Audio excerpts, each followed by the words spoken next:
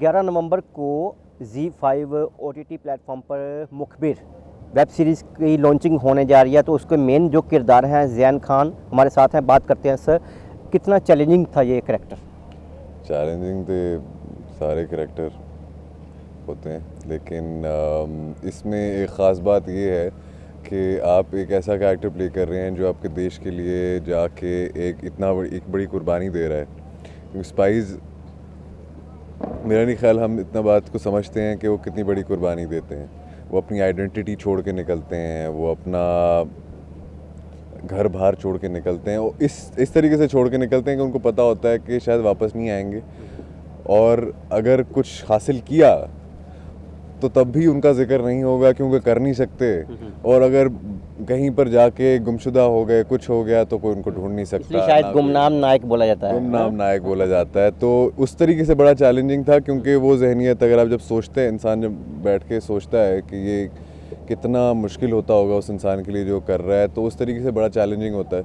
But बाकी हमारी series जिस तरीके से लिखी गई है, जिस तरीके से उसके डायरेक्टर ने डायरेक्ट की है, हमारे शिवम सर ने, जयप्रकाश देसाई ने, जैसे लिखा है वैभव मोदी, करण ओबरॉय वगैरह ने, और जिस तरीके से प्रोड्यूस हुई है, तो काफ़ी आसान हो गए। बाकी हर रोल एक हद तक अपना चैलेंज लेके ही आता है। जब डायरेक्टर ने या प्रोड्यूसर ने आपसे अप्रोच किया था, बताया था भी ऐसा कोई कैरेक्टर है, तो आपका क्या रिएक्शन था? मेरा रिएक्शन ये था कि लाओ, I really want to do it. और हर एक, मेरे ख्याल में हर एक एक्टर का एक ड्रीम होता है कि ना, वो जेम्स बॉन्ड टाइप का कोई कैरेक्टर प्ले करना। इसमें आप सिर्फ वो नहीं है, इसमें आप अपने, वो बड़ा एक हिंदुस्तानी वर्जन है उसका, और भी उस ज़माने से जब हमारे पास कोई ज़्यादा इतने हथियार नहीं थे, कोई ज़्यादा इतना पावर नहीं था, कोई ज़्यादा पैसा नहीं था एज अ कंट्री, तो उस वक्त एक ऐसे इंसान ने जाके किस तरीके से एक जंग की हालत में से इन हिंदुस्तान को निकाला और जिताया। तो वो कहानी और उसके नतीजे में उसकी ज़िंदगी और उन तमाम लोगों की ज़िंदगी पे क्या असर हुआ जिसमें वो घुसा, तो उस तमाम चीज़ों को लेकर एक स्टोरी जब मेरे सामने आई, तो मेरे ख्याल में पहला मेरा आइडिया ही ये था कि यार इसको दोनों हाथों से उठाओ और करो। तो काफ़ी ज़्यादा बड़े किरदार हैं इसमें साथ में, कैसे केमिस्ट्री कैसी रही है? बहुत अच्छी। प्रकाश सर बहुत हेल्पफुल को एक्टर हैं, और वो मेरे एक तरीके से रिक्रूटर हैं सीरीज़ में, और टीचर भी हैं, और उनके साथ जितने टाइम मैंने स्पेंड किया, तो ऐसा ही लगा कि अपने टीचर, अपने उस्ताद के साथ ही टाइम स्पेंड कर रहा हूँ। तो वो हो गए, बरखा हो गई, जोया हो गई, हर्ष छाया हमारे एक बहुत अच्छे एक्टर हैं जिन्होंने एक बड़ा बेहतरीन रोल अदा किया है इसमें। वो अतुल कुमार हैं, बड़े बेहतरीन एक्टर्स हैं इसमें तमाम, और जिनकी वजह से आपका काम आसान हो जाता है। तो आज जो एक म्यूजिकल इवेंट आयोजित किया गया, उसके बारे में क्या? बड़ा ही ऑनर्ड फील कर रहे हैं कि हमें ऑनरेबल GOC पुष्कर ने यहाँ पर होस्ट किया, और हम ऐसे आर्मी कंटोनमेंट में आए, उस एटमॉस्फेयर को महसूस किया, और बड़ी अच्छी म्यूज़िकल नाइट अमेया डाबली के साथ हुई यहाँ पर, जिसमें हमारा शो को इंटीग्रेट किया गया।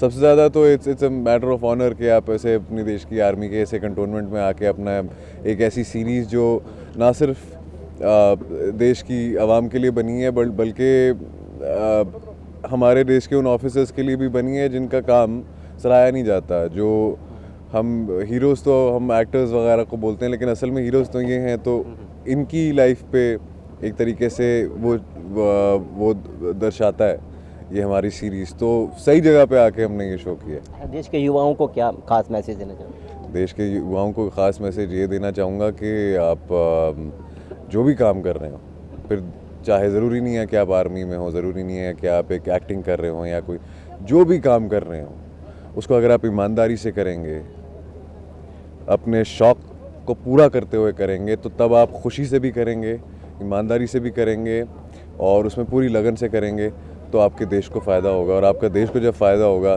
तो हो सकता है कि जो हम बोलते रहते हैं ना कि यार बाहर जाते हैं तो ऐसा होता है, वैसा होता है, हमारे बच्चे वो नहीं बोलेंगे। तो वो हम पे निर्भर करता है, हमारी जनरेशन पे डिपेंड करता है। तो मेरी मैसेज यही है कि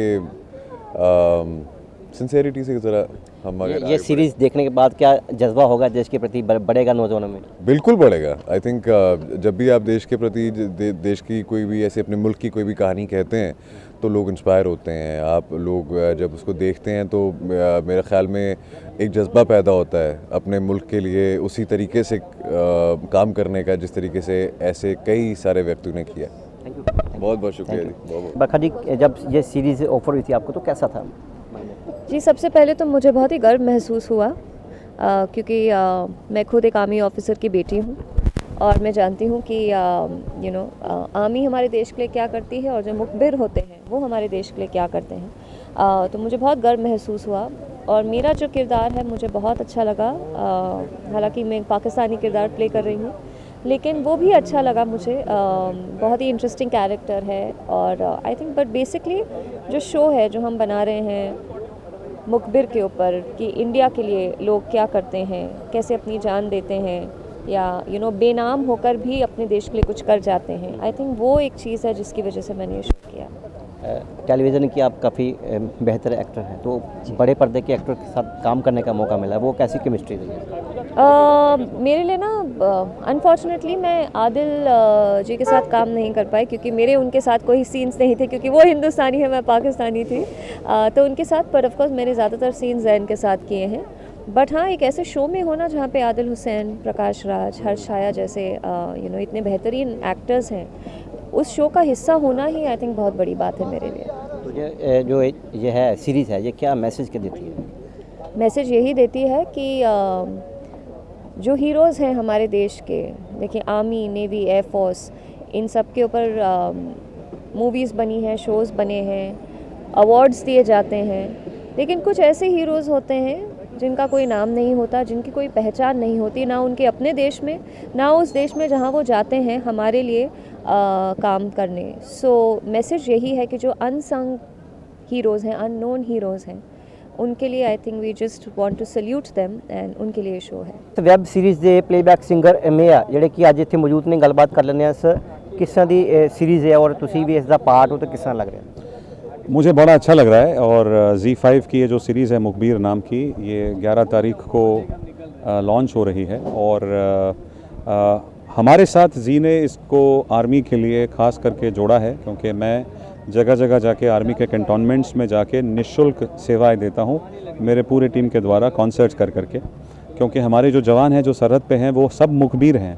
मुखबिर यानी जिनका कोई नाम अता पता हम सिविलियंस को नहीं पता, लेकिन जो हमारे लिए अपनी जान की बाजी लगाकर हमारी रक्षा करते हैं। तो जब जी मेरे पास ये प्रपोज़ल लेके आए कि अमेया जी आप हमारे साथ इस पे जुड़ेंगे, तो मुझे बड़ी खुशी हुई कि उन्हें हमारा ये जो कारवां है एकम सद का वो अच्छा लगा और आशा करता हूँ कि सीरीज़ बड़ी अच्छी होगी और सबको पसंद आएगी। तो यही उसका अंश है। कुछ दो लाइनें गुनगुना दीजिए। हिंदुस्तान मेरी जान, मेरी मिट्टी मेरी आँ, खो जाऊँ तुझ में राहें जोड़ के, मैं तेरा तू मेरा वतनावे, है रिश्ता ये कैसा वतनावे वतनावे। आज की जो शाम हुई है उसके बारे में क्या कहना चाहिए? आज की शाम बड़ी बेहतरीन थी। 3 से 5 हज़ार लोग यहाँ उपस्थित थे जिन्होंने आर्मी के परिवारों के साथ और यहाँ पे उन्होंने समा जो बांधा था मेरे और मेरी पूरी टीम द्वारा और मुखबिर की जो हमारी स्टार कास्ट आई हुई है उनके साथ, मुझे पूरा यकीन है उन्हें बड़ा अच्छा लगा होगा, रोमांचक लगा होगा। और काफ़ी चेयर अप कर रहे थे लोग जब आपने देशभक्ति का गीत गाया, सॉन्ग गाया है। जी हाँ, मतलब हम सब में वो जज्बा है, बस उसको थोड़ा सा लौ देकर जलाने की ज़रूरत है और मुझे पूरा विश्वास है कि हमारे भारतवासी देश के लिए सब कुछ करने को तैयार हैं। तो बस यही बात है। धन्यवाद।